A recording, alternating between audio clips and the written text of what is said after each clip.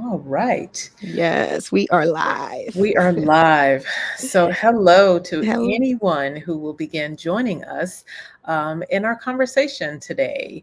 My name is Alicia. I am the creator of a recent effort entitled Parenting in Noir, that is focused on Black parents in our journey. And so, really trying to understand the highs and the lows of being a parent. Often, for many of us, we have these communities that exist in various pockets. And so, we have those where it may be that you have a friend circle that you can go to, you may have a church circle, you may have other types of circles, but often they feel incomplete, or there are times when you feel like you have to explain what's going on in your world to people, but you also feel like you sometimes have to push back in terms of people questioning you, and all the caveats of I love my kids, or I love my husband, or I love my mate, but and so I was looking for a community where we could really come together to talk about our journey, our highs and lows, and to feel like we don't have to do all those qualifiers.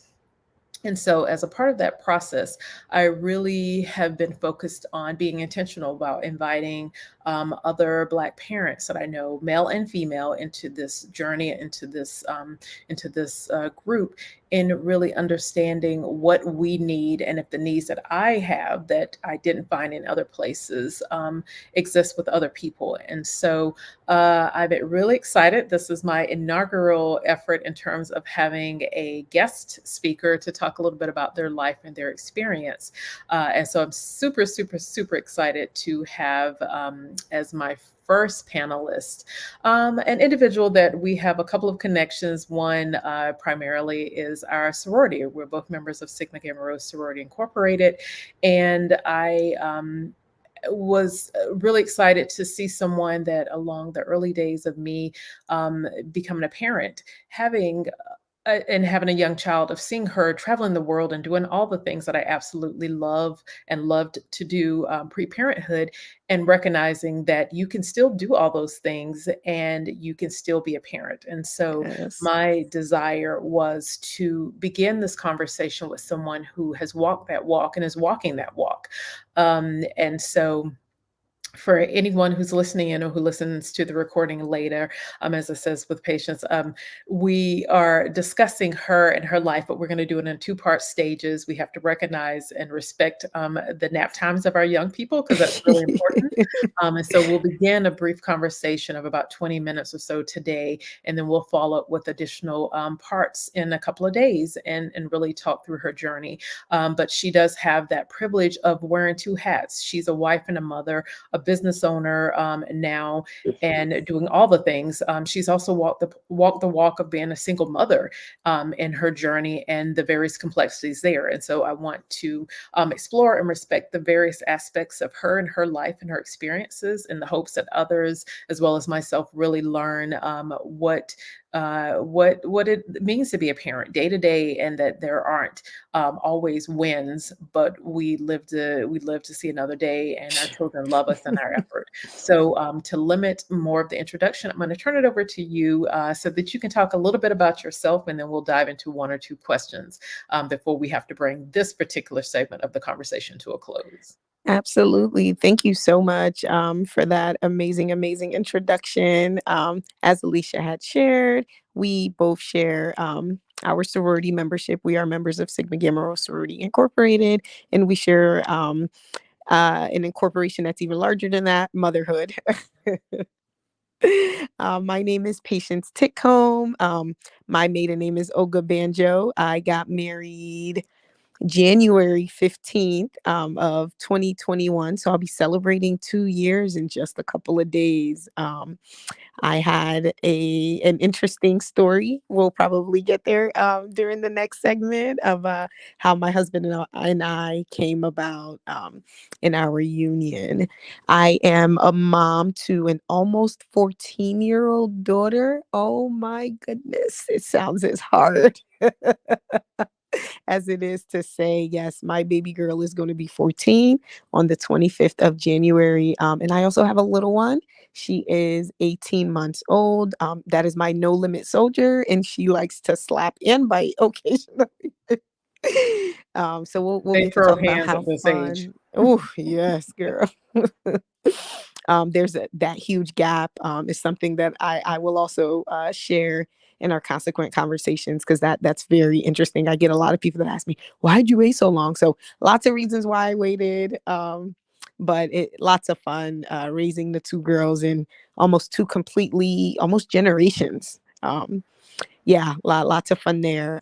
When I'm not parenting, I do still work professionally.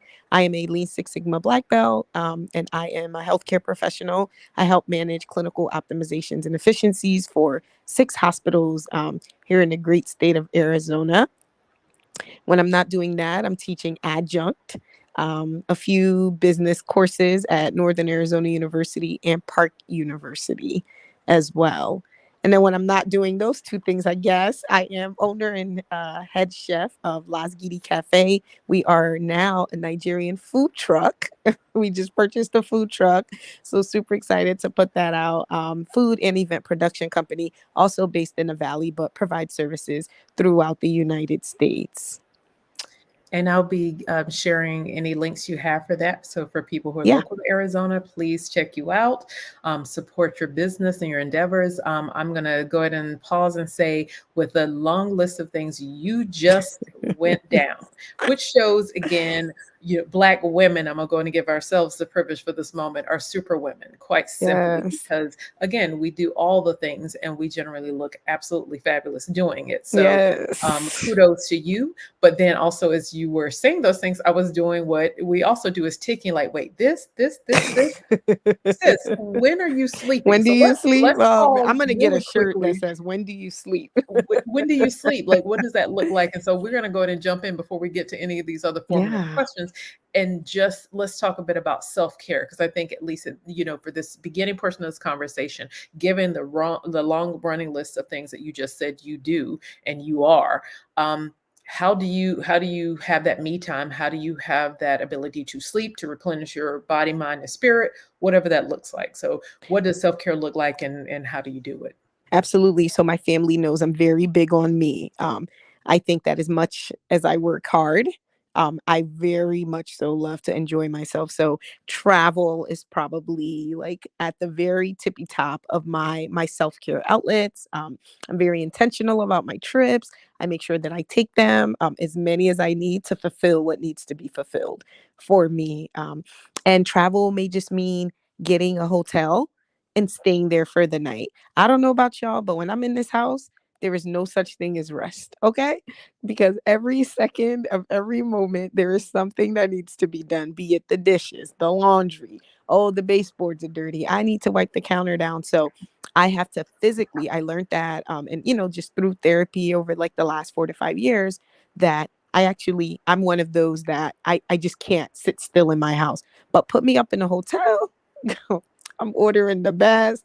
I'm getting a glass of champagne. Yes, room service. Bring it up to my room. And so that has Mhm. been a very, very fulfilling way for me to care for myself. Up to, I think, right before the pandemic, I was staying in hotel rooms once every 2 weeks, usually coincided with my payday.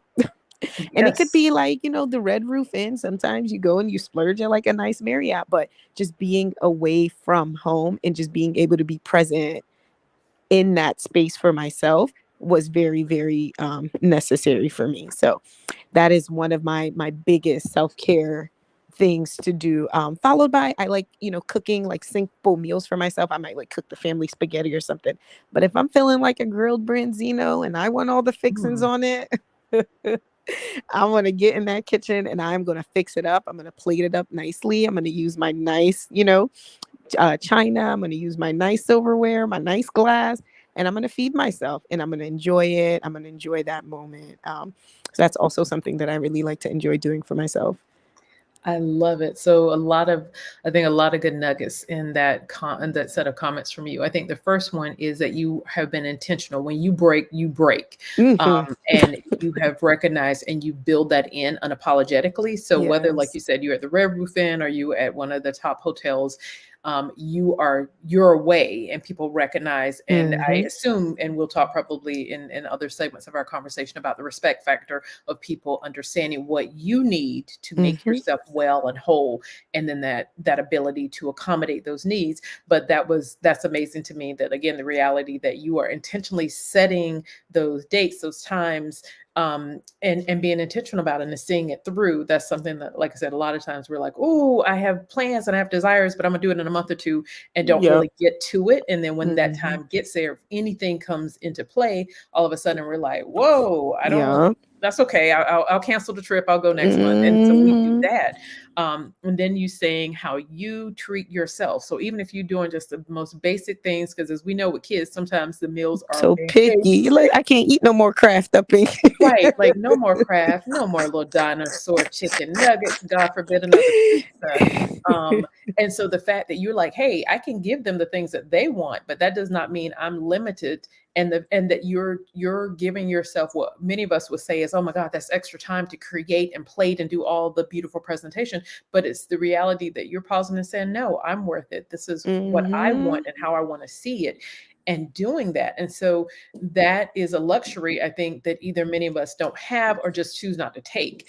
And recognizing that we're not stuck in the same old. Just because one person needs something in a certain package doesn't mean that's our package. Absolutely. So that is very, very awesome. And I'm already I'm making notes to myself, like, all right, let's do that.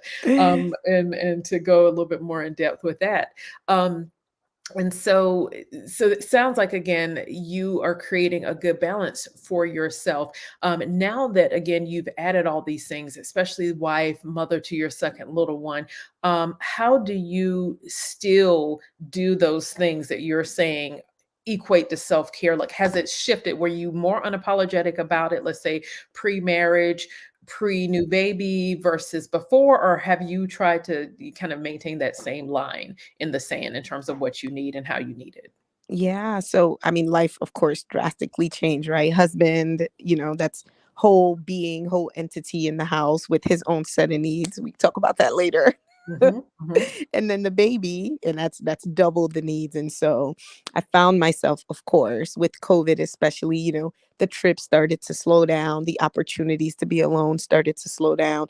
Everyone, before it was just, my daughter, she was what, 8 9 at the time, so pretty independent, didn't really need me as physically anymore, really just starting to find herself. This baby needs me emotionally, physically, everything. And so I found that starting to slow down. I remember we had a wedding in October, and everyone she was 4 months.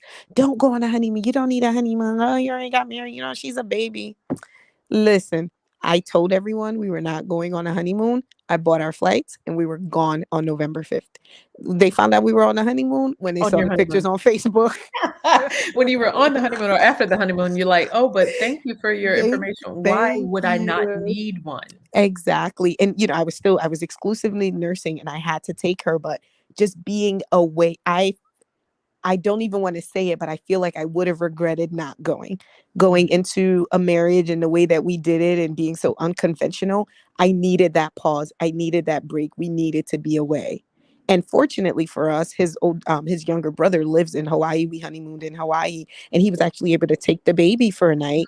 And we had like a really nice dinner, and we actually got to like enjoy a couple hours, without having a new baby around us. And had I not even just stepped out and said, you know what, we're going, we would not even have had that opportunity. So, like I said, that being intentional piece is very, very important. Our anniversary's coming up, and I said, what he asked, so what do you want to do? I said, you don't have to ask me twice for going Right. on a trip. But, now we've got the big one. She's in school, the baby. I said, hey, listen, trust me that I can set this up. I got his mom on a call. I said, hey, mom, what are you doing this weekend? So nothing, baby. I said, okay, well, if we get you the flight, can you come up? Can you stay for the long weekend? She said, absolutely. I said, that. And I think Frontier was like running a flight deal from BWI because they're in that Baltimore, Maryland area, and she was able to catch a flight under $100, and Mhm. she'd be able to stay with us for those 4 days. But I have to, if I have to move the mountains, I will. But it is crucial to make sure that I'm still getting those trips in and getting those days in. I love it. And again, in respect for your time and scheduling these today, I have one more question, and then we can Yeah. actually table and go deeper into our conversation on Wednesday. But one is that, so I'm recognizing that with your husband, you're having that conversation around, well, like he said, what do you want to do? And so Mm-hmm. my question for you is, in the days of having, and I know you said you'll talk a bit more about your journey with him, but just the quick and the dirty, does he know and understand fundamentally your desires for, let's say, travel and that sort of thing? And so was that kind of a known from the jump in terms of your dating relationship on into your marriage, in terms of, this is how it works for me and this is what I'm going to need and this is how I'm going to operate to get it? He messed around and found out, sis. Okay. All right. All right. And you gonna learn So, today? Okay. just from knowing me, and we've known each other for years, he knew that I was a traveler. I think when you're with someone, the perspective changes, right? You're looking at it from the outside, and, oh, you're seeing these trips and you're seeing this and you're seeing that. But when you're living it, it's a completely different story. And so when we got married, and I pressed for that honeymoon while we were gone, he was like, "Oh, I really enjoy this. Like, you really mean these trips, don't you?" I said, "Oh yeah. Oh, oh yeah." Mm-hmm. Mm-hmm. I also recognize, though, that there's more of us now, so that's an added cost, and so we may not be able to do as many, but we'll get them done Yeah. as we're able to. And so, as the years have rolled by, he still thinks that perhaps my travel needs might be excessive, but he understands that that's my, so if I say I want to go to Cuba, but maybe I can't go to Cuba, but I can go to, like, San Diego for the Mm-hmm. weekend. Mm-hmm. That's our compromise, that's our middle ground. And he's like, "Okay, well, I'll go to San Diego. Okay, I'll go to Vegas." That's still close. He can do that. He can get away really quickly. Oh, So he love it. finding out. Okay. And I like the fact that um he's along for the journey, and that even if you can't do the big plan, the let's go to Yeah. Cuba, which again, as we know, technology, everything is shutting down there, especially if you're with or without your kids. I know Yeah. that's different, but the fact Yeah. that he's like, well, if we can't do that, then we need to go somewhere. And if Mm-hmm. that somewhere is a lot more attainable to you all because it's a shorter distance, then he's still cool Mm-hmm. with that. I think that that is, again, people's love languages and him understanding your love language, and being able to respond to that need in certain ways. And so that's good to hear. And so Absolutely. again, I know this was a very, very brief chat, and we may have to recover some of this stuff on Wednesday Yes. in the longer conversation. But I did want to at least get that going, kind of, break the ice. We had technological challenges and quite a lot of other stuff in the background today that has limited our conversation. But I'm looking forward to chatting with you, of course, as we move the process forward, and just making sure that you recognize that there may be times where I tap you when I'm having a segment on parenting and travel and mommy and daddy guilt, that I have to bring you back on. Like, okay, Oh now you remember my yeah. sister who had the conversation in the beginning. Let me reiterate why this is important and how you Yeah. do it. Yeah. Um, so again, thank you so much for just taking these brief, few minutes with me today. As I said, and we'll follow up with everyone online. We will do a part 2 of our Yes. conversation when we have a lot more time on Wednesday evening. So stay tuned, everybody. I will post the details for that. We will have plenty of time to work out any of our technology challenges, so we can have that full time to really dive in. Chances are we may or may not see any of our little friends, i.e., our little bug besties, make appearances in some of these conversations. But again, that's parenting life, and we can't Yes. scrub it and make it all clean and neat if we are Right. living our experiences and being honest with it. So you may meet any of our daughters on these future conversations we'll have. But as I said, thank you so much for chatting with me for the brief bit of time we had today, and we will do our part 2 on Wednesday. And everyone, stay tuned. If there are any questions you might have in advance, please send them.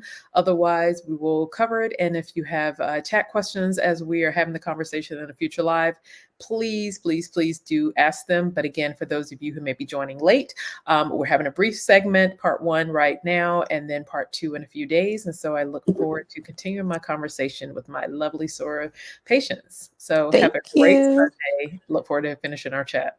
Awesome. Thank you. Alrighty. Bye. Bye bye.